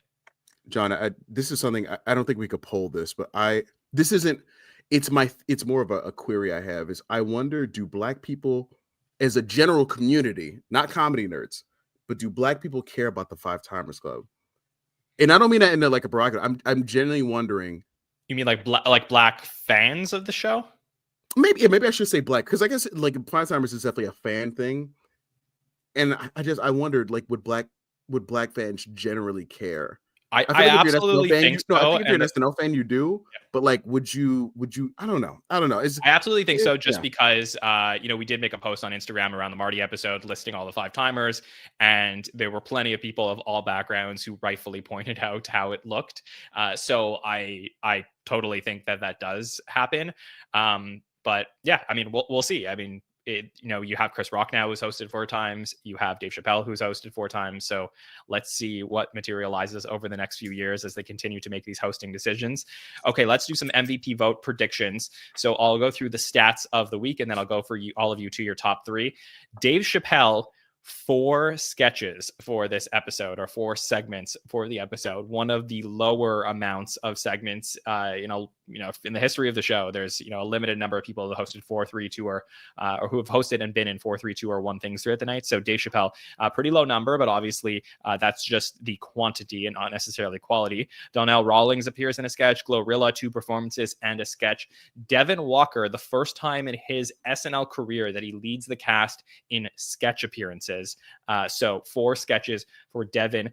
3 for Ego, Chloe. Andrew, James was in 1 sketch and had 2 voiceovers. Sarah in 3 sketches. Then we got 2s across the board for Keenan, Mikey, Heidi, Bowen, Marcelo, and Longfellow, who had that great bit on Update. Justin Shea had another good week. Ashley and Jane just appeared in the last pre-tape of the night. And then Emil Joachim was shut out from this episode. Kirstin, let's get your MVP voting for week number 11. All right, in random order, I'm going to go with Dave, Devin, and Keenan. Haskell. I'm going to go Dave, Devin, and a co-Jost and Che, because I really, really enjoyed Weekend Update. TJ. I'll go Dave, Devin, and Ego. All right, Dave, Devin, and Ego. So wait, sorry. Can I say Marcelo is my third? Let me switch out Marcelo. I want to switch out to Marcelo. Okay, no problem. So here we go. Actually, okay, I was trying to put it up on screen, but for some, I think StreamYard changed the way that they do this, so I can't. Hold on. Let's try this here. Oh, there you go. Okay, we got it up on screen. Week number 11 MVP voting over here. Devin Walker does come in first place, 27% of the vote. So congrats, Devin, in a week where Mike will talk about you and your numbers and your stats this season, but in a week where I feel like you really needed, to come back and show what you can do on the show. I think you crushed it. So 27% of the vote here for Devin Walker. Dave Chappelle does get 24% of the vote. I still think, after talking about this show twice now through 2 podcasts, this was a little bit of a redemption story for Dave's legacy on the show. I think he had a really good night, no matter what you thought of this episode. Sarah Sherman, 22%. I know we didn't talk about her too much as Nosferatu, but congrats to Sarah. Did really well on Update, 22% of the vote. Michael Longfellow, 14% of the vote, and Ego, 8% of the vote here in 5th place. So Devin, Dave, Sarah, Longfellow, and Ego. All right, let's turn our attention to week number 12. Couple big storylines that we're looking at for this episode. Number 1, hosted for the 3rd time by Timothée Chalamet. Musical guest for the first time, Timothée Chalamet, doing some double duty this weekend. I think it blew everybody away when they saw that he was going to be doing that. So obviously the opportunity for him to promote his movie where he portrays Bob Dylan and him performing could be really fascinating.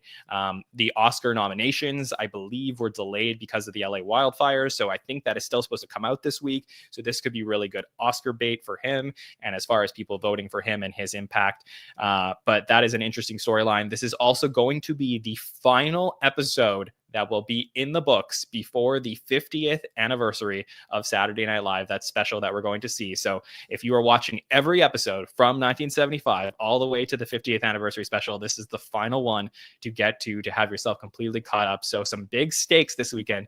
Kirstin, what are your thoughts and expectations? Out of left field that he's also going to sing, but I love a surprise. So let's do it. Let's go on and get.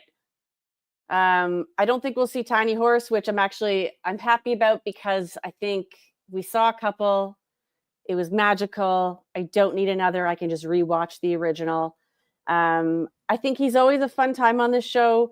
Clearly, it's been arranged that he's going to sing. I know we joked about it. I don't think he suggested that. I do think his people probably suggested that, and he was game for it. And it opens up a real can of worms that we may see this happen from time to time. Like, is Bradley Cooper back in the day? Was he going to sing Shallow? Like, there's so many artists now that I think are going to want to promote their acting and singing projects. We'll see what happens. But I'm excited. I like Chalamet. I'm even more excited that we're getting close to the 50th, because I'm in New York that weekend, and I'm going to try to crash some parties with you, John. Keep you posted. We'll definitely. Wait, which weekend are you in New York? November 15, 16. Yeah, November. February. February. Yeah. Yeah. About to say. Yeah. Nothing's happening in November as far as you know. No. All right, Haskell, what are your thoughts on this weekend with Timmy? Yeah, on the musical side of things, Like a Rolling Stone is my favorite song, so that will be really exciting. I do wonder if they took a big swing and said, what if we called Bob Dylan, and just wasn't going to happen, because I think that would have been a massive episode and a really cool moment. But yeah, it'd be cool to see something different. I'm totally with you, though. I think this is something that people are going to push for. And I wonder, with all of the musician biopics the last few years, I wonder if there are some producers and agents and stuff kind of kicking themselves, like, why didn't we pitch that? So kind of interesting. As for Chalamet, the host, he has become one of my favorite hosts these last couple years. I think he's going to kill it. I think he's great on SNL. I think this is a great episode to have before the 50th celebration. So I'm really excited. Yeah, TJ, what do you think of Timothée Chalamet coming back for his third time and everything we might see this weekend? Yo, shout out to Timmy. I think he's had like 2 strong episodes. That first episode of his was just a delight. I think he had a lot of it was very consistent. The show really worked around him really well. I know he did a cameo too between his first and second, I think, as well. So definitely becoming somebody, similar to like an Adam Driver, where I just look forward to seeing this person. I'm just like, I think we're probably gonna have a great time. It's really nice to have Timmy to kind of go out on before the 50th too, before we have that long the additional break. But I will say for Timmy, couldn't really care less about the musical performance thing. Not my style. Like, no disrespect to Bob Dylan. I don't think I know any Bob Dylan songs. Like, if I'm going to listen to an old artist, I'll probably listen to Hall & Oates. Shout out to Hall & Oates. But I will say, regards to Timmy, I wish I enjoyed his movies. I like Timmy is great on SNL. I fucking love him. I like him as a public figure. But man, like, just sometimes you guys have that SNL people you like, but you just can't get into their main actual stuff. I don't know, like, you can't cross over. For Timmy, it's like, I don't want to watch Dune. Like, I don't know. So I'm excited. Like Wonka? Didn't watch it. No. What Gene Wilder already did it. What I need to see somebody else do it again. TJ, you can't comment until you watch Wonka. I feel like you're fucking with me. I don't think he is. I think he's serious. Oh wait, are you being serious? I think you'd like Wonka. It's delightful. Are you being serious? I'm serious. Check it out. I haven't seen it either. I haven't seen it either. TJ, let's watch it. No, let's watch it. No, not Little Women. I thought about seeing Lady Bird. Every time I want to watch it, I just pass. Didn't see Call Me by Your Name. Not Dune. I don't know. Just like Timmy's movie. I think it's his movie choice. This is like Emily Blunt. Besides Fall Guy, they don't pick good movies that like I would enjoy like watching. I'd rather just go watch Severance. So, but shout out to Timmy. He's great on SNL. And he's funny. I think he's a charming guy. He just seems like a really like cool. I like him a lot. I just wish I liked his projects. I think he's really good on SNL. And I also very good. Yeah, absolutely. Seth Meyers starts talking about a lot that when SNL casts form in different eras, they start to build a second cast, which are the hosts that come back and really vibe with them. And I do feel like Timothée Chalamet is a good, even though he hosted in 46, which was before a lot of these people got there. I do feel like he's sort of a representation of this era a little bit, especially if he hosts again in the next couple of seasons.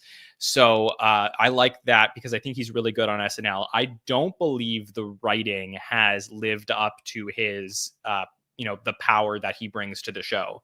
He's like an amazing actor, an amazing performer. And I do feel in his 2 episodes that there have been some really viral moments with his, XXX Roundtable and the Tiny Horse and Giant Horse and all of that, which are really fun sketches.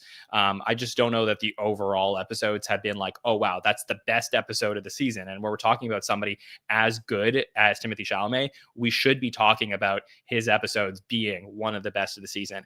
I do feel, however, that this weekend with him doing double duty and that special feel, that it almost feels like we're on the verge of a classic potentially. So I want to hold my expectations, see what happens when we get there this weekend. But after this episode, Saturday Night Live will be off until March 1st, I think, like the beginning of March. So because they're going to have a special, there's going to be, for the first time in SNL history, I think there's a month that is going to take place during a regular SNL season where there's no strikes, where there's literally no new episodes. So no new episodes in February. I think you got to throw out all your ideas Black this History week. Month. Wow. Well, they will have the special. So the I'm biggest kidding. night of SNL history will take place during Black History Month. But Hell yeah. But I do think that the moment is here right now for them to deliver on something really strong. So I do have high expectations for what we're going to see this weekend, and I can't wait to break it all down. Of course, before we do get there, we have a ton of stuff happening here on the Saturday Night Network, including our By the Number show, which will take place on Wednesday night with the aforementioned Mike Murray, who will have all the statistics about that long ass monologue we saw from Dave and everything else that happened in this episode. So you got to tune in. This is a great week for stats. So you got to tune in on Wednesday night at 8 p.m. Eastern. On Thursday night at 8 p.m. Eastern, I'm very excited to premiere everything you need to know about Saturday Night Live season 20 will be here on the channel. So that is one of the craziest seasons ever. Lorne said that this was the closest he's ever gotten to being fired from the show at the end of season 20 because of all the craziness that occurred. So this is one to tune in for. Join us on Thursday. Really excited for that. And then we'll, of course, have coverage of Timothée Chalamet's episode all week, including our Hot Take Show, Roundtable, and By the Numbers. But I would like to make a quick programming note that next Monday night, NBC will be airing at 8 p.m. Eastern the music documentary that they worked very hard on. So we will not counter program. So we will have our Roundtable live next Tuesday night, January 28th. And Monday night, you can go and watch the documentary. And then if you want to join us live on Tuesday, we'll be there next Tuesday night. So a lot of stuff happening here at the SNN. Very happy to have you all a part of it in 2025. Kirstin, thank you so much for joining us. Tell the listeners where they can reach out to you. You bet. Thanks again for having me. If you're in the Toronto area, would love your support at our intergenerational storytelling event. It's 6 generations, 6 storytellers, women, 20s, 30s, 40s, 50s, 60s, and 70s plus. Our next show is this coming Thursday. So it's in 3 days in Toronto. generationwomen.ca. We do a show seasonally, so please support and check it out. Haskell, always a pleasure getting to hear from you. What's up with your stand-up comedy? Anything you want to plug? Yeah, so excited to be back. It's been a while. I'm so excited for the rest of this season to be a part of it. Andrew E. Haskell on all social media, stand-up shows all over New England. Love to see you guys there. TJ, I just want to say, Greetings, Black King. anything you would like to plug as we depart tonight? John, you better keep that sound for the rest of the time I do this fucking show. I want to hear that every time. If I don't hear that the next time I do the Hot Take Show, the Roundtables, I'm gonna be pissed. Matter of fact, because I think I'm doing the By the Numbers on for Timmy. I'll be one of the last guests for pre the oh god, what is it? Before we get to the 50th. So I just want to say I'm very excited to be on By the Numbers again. I think it's been a while. I love what Mike Murray's doing over there. It's become one of my favorite podcasts, specifically what he's done with that. I think he's kind of found a great podcasting voice. So also just compliment to you to what's happening over here at the network. I'm very proud to be a part of it. And then for myself, if you ever want to, listen to TJ a little bit more, I did a 150 episode podcast with my friends called Rabbit Trail. That's RABID. You can find it like anywhere that you get podcasts. Again, that's RABID, Rabbit Trail. I don't mention this a lot.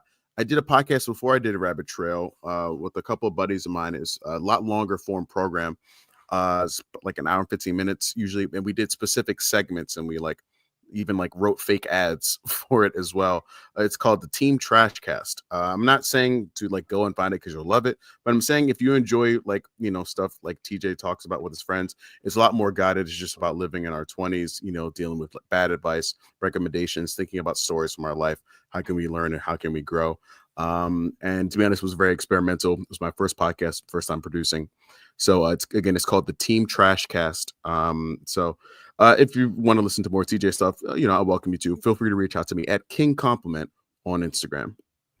Thanks, TJ. You can, of course, follow us on social platforms at the SNL Network. So apparently TikTok is back. So we are there. We're also on Instagram, X, Facebook, Blue Sky, Threads. So feel free to reach out and give us a follow. We got a ton of Timothy Chalamet content coming out over the next few days. Please follow and subscribe to the podcast, YouTube, Apple Podcasts, Spotify, wherever you listen to the show, and give us a thumbs up on the video if you got to enjoy this one. I want to thank latenighter.com for being our presenting partner of the show tonight, and everyone in the chat for hanging out with us on this Monday. Thanks to Kirstin and Haskell and TJ for sharing their thoughts, and this was so much fun to get to do this. So on behalf of everyone here at the Saturday Night Network, my name is Jon Schneider.